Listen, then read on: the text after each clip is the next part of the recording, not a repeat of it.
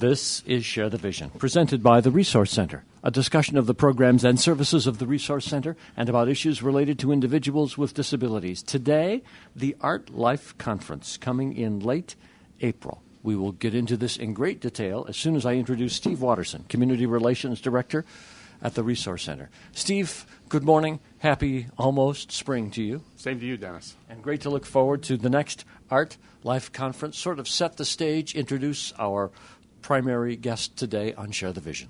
Well, this is an initiative that was created by our art instructor, Kristen McNitt. This is our third one that we've done.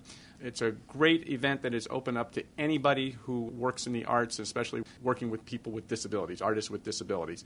And Kristen puts this thing together. She has some fantastic speakers. It's a great opportunity for the artists with whom she works here at the Resource Center to have some of their work exposed, but just a great learning experience for all art instructors.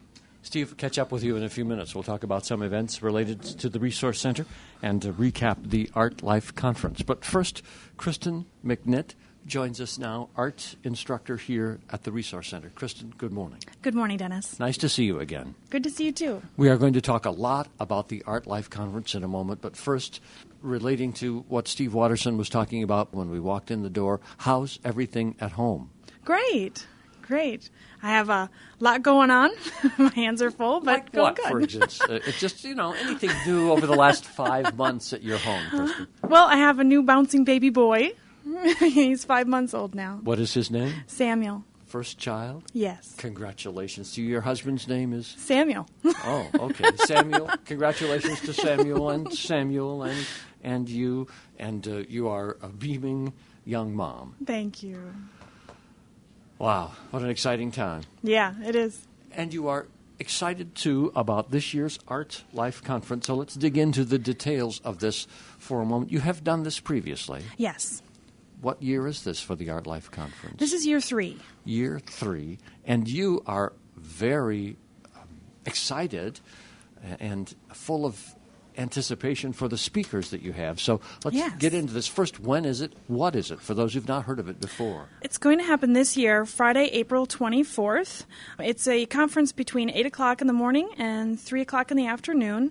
It's open to the public as well as teachers, art therapists. It kind of encompasses anyone working in the arts with people with disabilities. And what do you do there? What do you hope to accomplish when you run the Art Life Conference?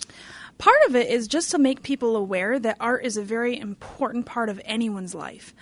So I've even talked to parents about wanting to come in so that they could teach art to their children at home and kind of get them more involved. A lot of parents that have children with disabilities are looking for art projects and art ideas, as well as people that are working like at the Resource Center inside of the homes, the houses for the Resource Center. Staff are coming into this conference to see what they can do in the art field at the houses for people with disabilities. So it encompasses a huge part of the population, but it also brings together art teachers, art therapists, artists themselves that are going into hospitals and teaching there as well. I'm going to ask 2 philosophical questions here, and I don't want to get way off track for the conference here, but things I'm curious about, and maybe the audience is too. You speak with such passion about the importance of art for all of us. Why is art important for all of us, Kristen? It's part of our world. It's part of our life. All of us. All of us. I believe that every individual has art ability in them. It just depends on... No, I need to interrupt here just long enough to say something pleasantly disruptive happened at this point as we were recording this program the other day at the Raymond Center on Jones and Gifford Avenue. I hadn't mentioned previously, but there is a dog in the room. Sarah is her name, and she really likes Debbie Brown, who directs day services at the Resource Center, and you'll hear that Debbie has just walked into the room. Sorry, my boss, Debbie Brown, just walked in. She's the director for the Resource Center. And my dog, Sarah's here with me. She's a service dog that loves her and is jumping all over her. Boy, that's a great play-by-play, I'll tell you. Hi, Debbie. Enjoy the dog while we continue our conversation. That really was I asked a serious philosophical question. And Debbie, well, Debbie, you can have a moment on the show here if you want, as soon as we finish this philosophy here. So, This is as it happens here. By the way, if I didn't say, we're at 75 Jones and Gifford Avenue, the Raymond Building, where Kristen has a beautiful art room and her dog with her as well, who is a beautiful, loving, caring animal, and she just flipped her lid for Debbie Brown. So art is important to all of us. Now, the next corollary question, of course, why is art important to persons with disabilities? It gives an avenue of expression that other things don't for someone with a disability sometimes. There are people that can't speak, that can communicate through art, can share, I'm sad, I'm happy, I enjoy this. There's people that can't just say a sentence fluidly and be understood, but they can create a piece of artwork and people can understand it immediately. And you have a track record, many years of experience demonstrating how that is true here in your art room and really throughout the Resource Center in Chautauqua County. Yes. How long have you been teaching art here now? 7 years. 7 years. Mm-hmm. And many consumers at the Resource Center have come through your program here, learned about art, created wonderful things. Oh, yes, many. And there are gallery works here in your office and throughout this building and throughout the Resource Center's administrative offices on Dunham Avenue. You have really helped the consumers here leave a permanent legacy of artwork. Yeah, there's artwork all over our entire community. There's salons that have artwork up year-round around here, as well as restaurants. Now, back to the conference, and the date again is? April 24th. And where is it held? Right at Dunham Avenue. The Resource Center's administrative offices, building I was just making reference to. We've held this back long enough, Kristen, but you are quite enthusiastic about who will be presenting and the subjects that will be raised during the Art Life Conference this year. So I'm going to give you a few minutes to dig right into that. Okay. Well, this year our keynote speaker is Terry Folson. She is right at the Albright Knox. She's going to be presenting basis on the process and not the product. And we're really excited to see that come out because a lot of times people think that everything is about product in this world, but it's not. We want to slow down and go back to it's the process that counts in creating artwork. It doesn't matter if it's a masterpiece at the end. It's the enjoyment of every step of creating a piece. Wow. And that's the keynote address? That's our keynote, yes. That happens early in the morning that day? Yep, that's going to happen from 9 to 10. Do you know her? I don't know her personally, no. Well, this is going to be very interesting then for you to get an opportunity to know her and for her to share her ideas for the first time, perhaps at the Art Life Conference. Yes, and I'm also excited she's going to be able to share with all of us the opportunities that are at Albright that some people may not be aware of. Now, neither Kristen McNitt nor I mentioned it at this particular moment in the program, but just so you know, the Albright Knox Art Gallery is in Buffalo, New York. Well, that's a good point, because we have heard often of the extraordinary collection that they have there, and how there's a certain part of the community of Western New York that goes there frequently and knows it very well, and the rest of us are kind of missing something, I think. They actually have a program for people with disabilities where blind people can come in and touch certain pieces of artwork so that they can experience artwork as well. So they have some different things out there for people with disabilities that many aren't aware of. I must just pause here before you talk about any other speakers, how good you make me feel, because I've never been much of an artist. But I do draw things and doodle some things from time to time, and your focus on process, and it doesn't really matter what it looks like, just the fact that I'm expressing myself, you're giving me a much more positive outlook than perhaps I have ever had on my own artwork, Kristen. Other speakers, let's get on to those. Well, we have from Starlight Studios, we're going to have Carrie McCott, and she is going to be focusing on the artists, and she's actually going to be bringing some of her artists with her, and she's going to be talking about different things that they've had to come against being an artist. Tell me more about Starlight Studios and who are her artists. Starlight Studios is a lot like the Creations Art Program. The Creations Art Program is the one that Kristen McNitt runs at the Resource Center. It's inside of a larger agency, and they broke it down and they put a little studio inside of an agency, and they're doing great. Is this elsewhere in Western New York or in this region? They're up in Buffalo. Mm-hmm. Okay, so this is, again, a Buffalo-based speaker coming down to present at your conference, and really showing the whole array of artwork that they've been able to create there.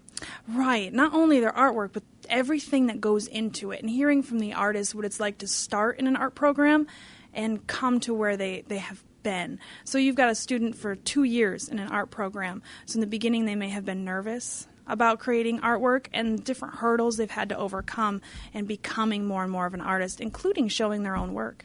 Okay, other speakers. We also have Robin Kessler from the Resource Center. She's actually a DSP right in our Day-Hab programs. We know Robin. She's going to be bringing in some of the art students here from the Creations Art Program, and they're going to be working on the 3 R's of environment workshops. So, honestly, I have no idea what that entails. But she tells me it's going to be a great workshop with hands-on. We also have Deborah Eck coming in. She is a teacher at the Jamestown Community College here, and also a well-known artist in this community. Right. She's been with us all 3 years. I thought that was the case. What will she be talking about this year? She's going to be doing a workshop on binding notebooks. So it's going to be just kind of a chance for our art teachers as well as people to get an idea of a new project that they could work on, as well as just relax and take a moment to create your own work. Sometimes educators forget that's important to keep your own artwork going so that you can keep your enthusiasm and keep your interest in the arts and not just kind of get into a routine. Also, those who teach art spend a lot of time teaching, helping others create, and that can sometimes close off the time or the space for them to be generating their own works. Yeah, and a lot of people can burn out as artists, giving out and never putting back in to themselves. So it's really important to remind teachers and art therapists to keep creating their own works. And one other speaker? We have 2 others, actually. There's a workshop from Lucy Andrews, and the workshops and the speakers, there's a lot going on in this conference. There's going to be a break-off for a workshop every time that a speaker is talking as well. So that's why there's so many. Lucy Andrews is coming back. This is her 3rd time with us as well.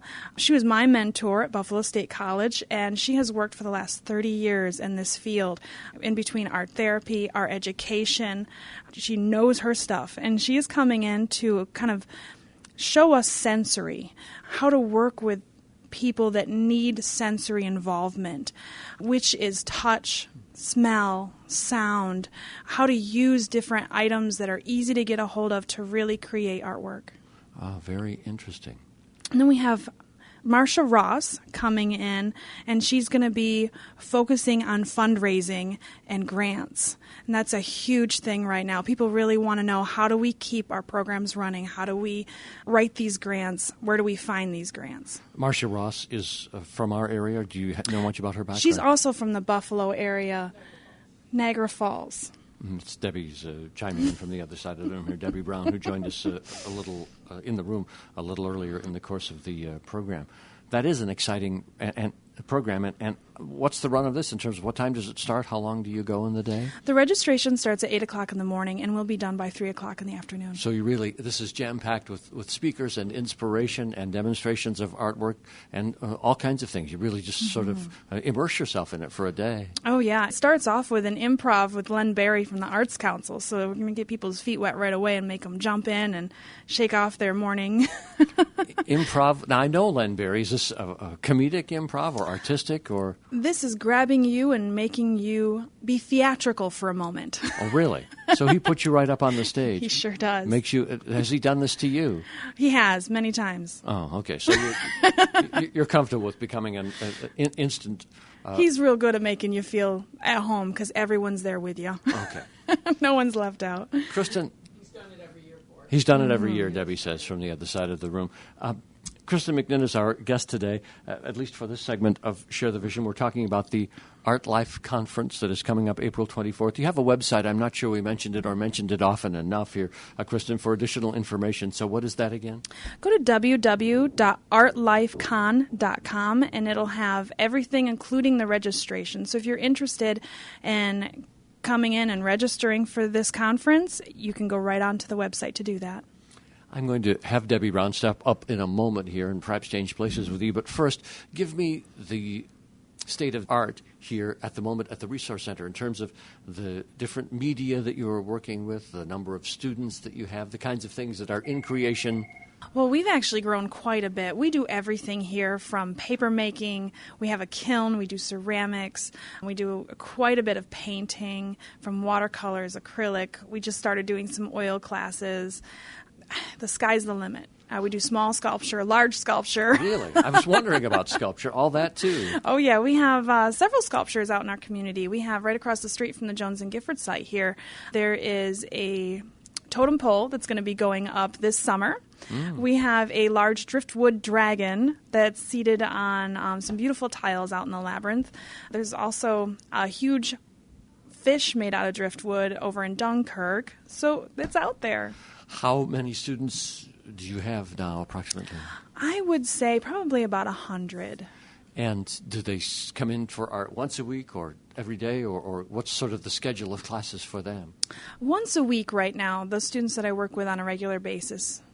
And they choose what medium they want to work in, what they're going to create, or you have different times of the year when you do different things. How does that work? Just depends on the classes, depends on the interest and the site that I'm working at. Different sites have different people, and different people enjoy different things. So right now over at our senior adult, we're actually creating puppets, and we're going to be putting on a puppet theater. So it goes from every avenue to a group of 10 people sitting down and creating works of their choice, from painting and sculpting all at the same time, working independently, to a group of us working together to create this puppet theater.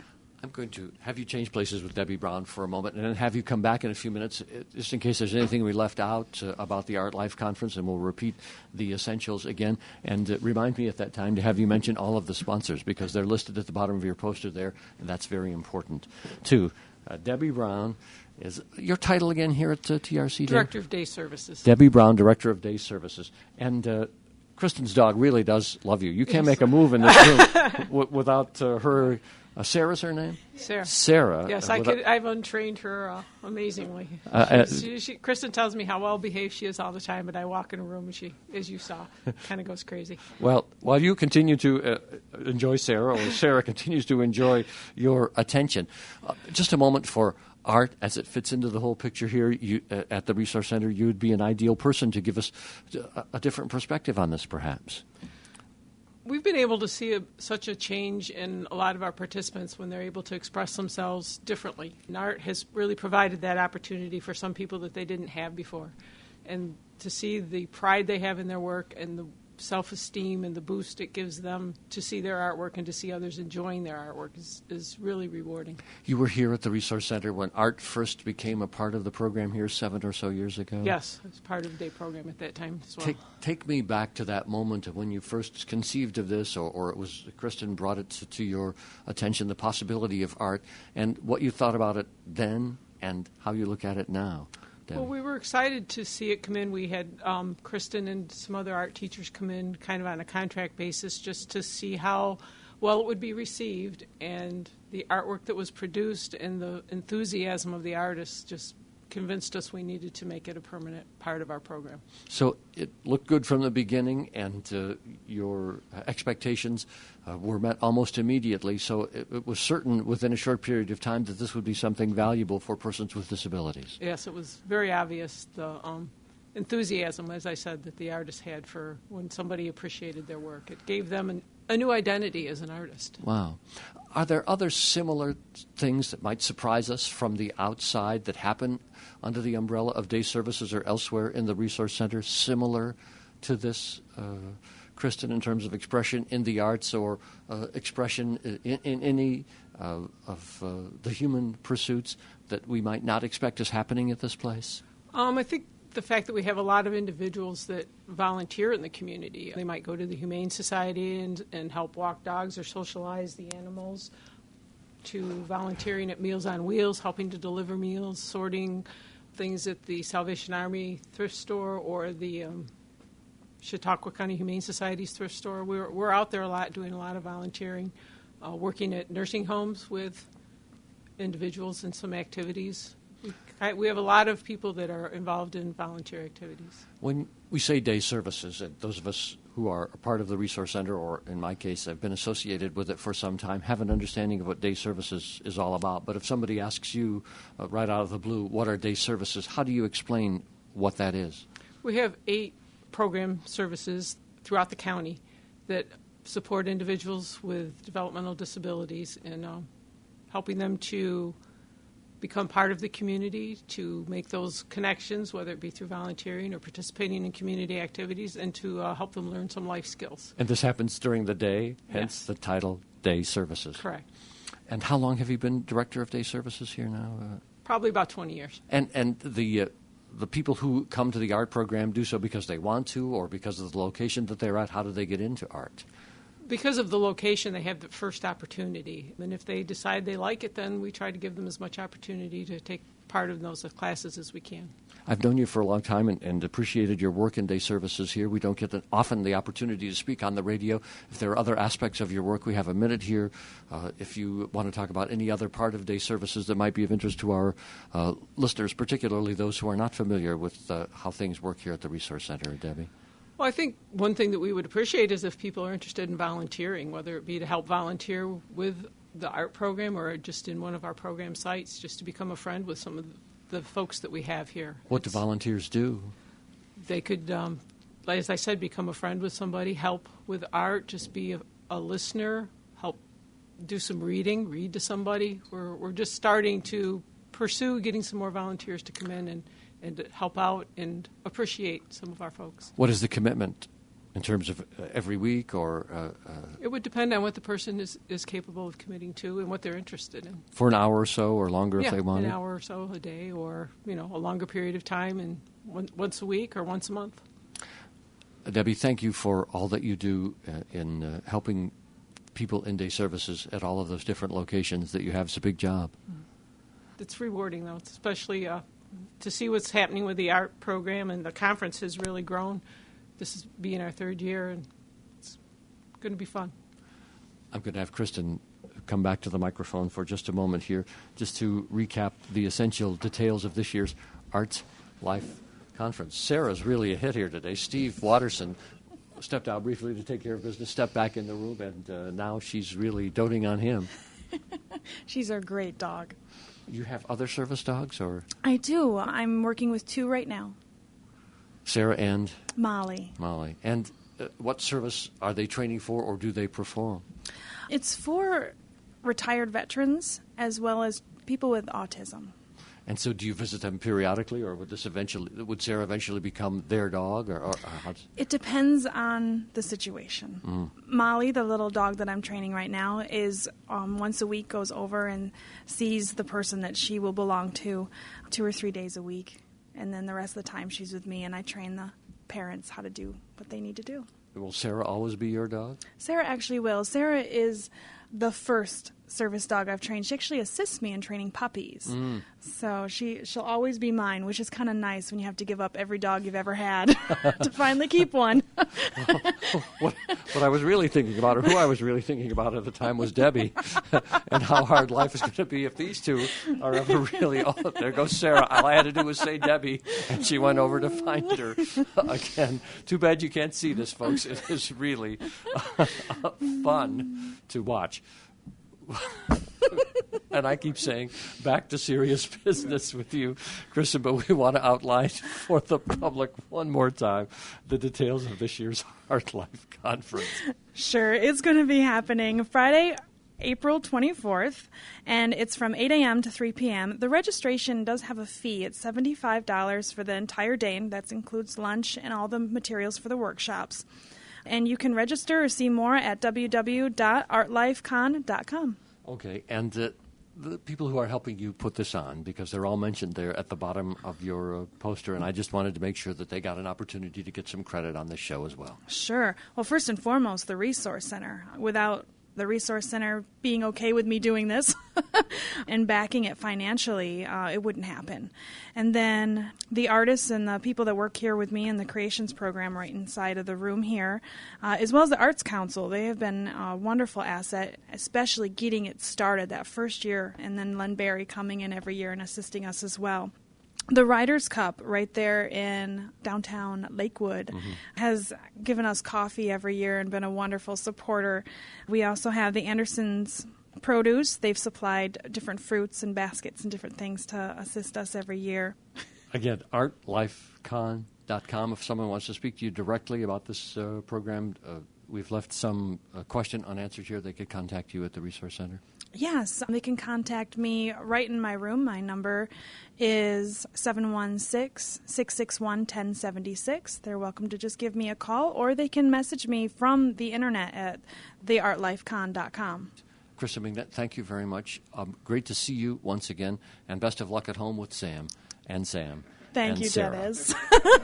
Steve Watterson, I must say that this is a very joyous place to come and do a radio program, because Kristen always lifts the spirits, I'm sure, of our artists, and even me as a radio performer. She's always making me feel better about my artwork and what artwork are you doing, Dennis? Well, not at the moment, except perhaps this radio program, nice. Which in a way is a form of artistic expression. Sure.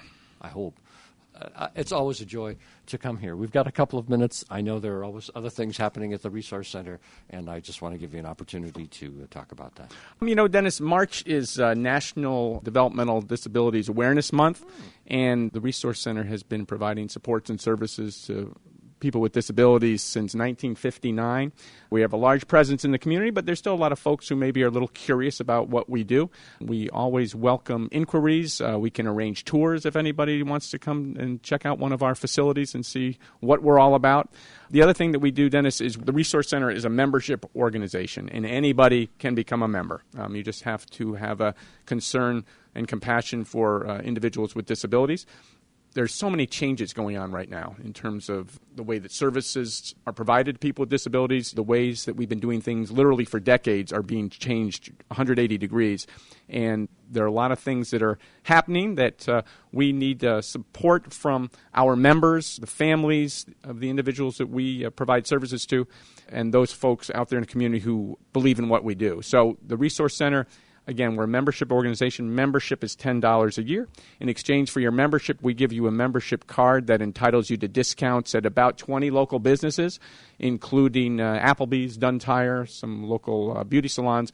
And those are discounts that you can use over and over throughout the year. So point being, you spend your $10, you go to Applebee's a couple of times, get a new set of tires at Dunn Tire, you've made up the cost of your membership card, and you're allowing the Resource Center's membership to grow, and which really gives us a louder voice when we're out there advocating on behalf of folks with disabilities. So anybody is interested in membership, they can go to the website, which is resourcecenter.org, or give us a call at the main number 483-2344, and someone will be able to take care of them.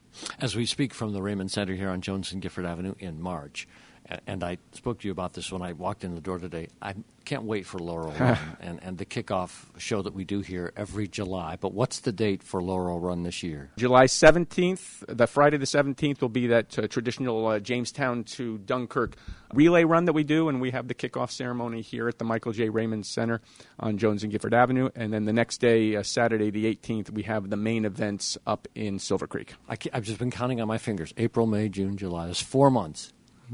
I better get planning then, huh? I can't wait for that. Good. I'm glad you're excited. We hope everybody else is excited about Laurel Run. This is our 19th year, so the organizing committee has gotten together a couple times, and we're working on things, so people will be hearing a lot more about Laurel Run in the weeks to come. To Steve Watterson, Kristen McNitt, and Debbie Brown, thank you all. Oh, and Sarah, too. Thank you all for sharing the vision today.